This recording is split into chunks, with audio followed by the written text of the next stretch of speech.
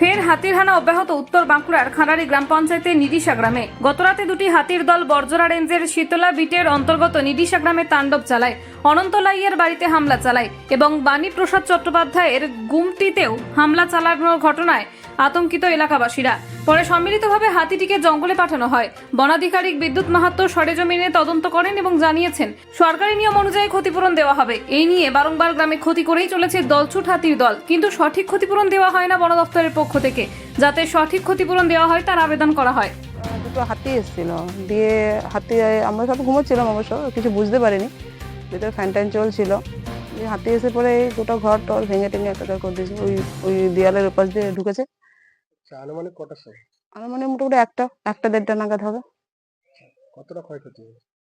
ক্ষয়ক্ষতি কতটা হয়েছে, এই যে যতটা দেখতে পাচ্ছেন, এই যে দেয়ালটা মোটামুটি প্রাচীরটা অনেকটাই ভেঙে দিয়েছে, আর এই গাড়ি টাড়িগুলো ভেঙে দিয়ে এবড়া তেবড়ি কিছু করে নাই। গাড়িটা টেনে এবার ভিতরে কি হয়েছে ঠিক বলতে পারছি না।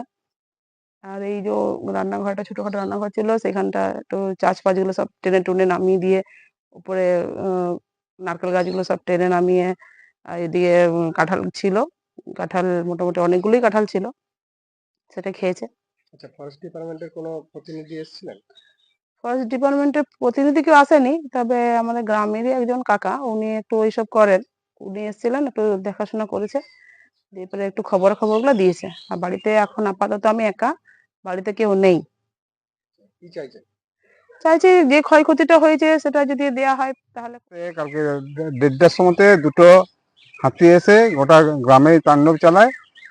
তারপরে আমার একটা ছোট গুমটি আছে, সেই গুমটিটাতে ভেঙে পড়ে সব মালপত্র নষ্ট করে দেয়। আমার আগেও একবার করেছিল, কিন্তু যে পরিমাণ খরচা সেই পরিমাণ টাকা আমরা পাইনি। তা এটা ঠিকমতো করে যেন পাওয়া যায় তার চেষ্টা করো। আচ্ছা, বন দপ্তরের পক্ষ থেকে কোনো প্রতিনিধি দল এসেছিলেন? হ্যাঁ, এসছিল, বিট অফিসার এসছিল। কি আশ্বাস দিয়েছে?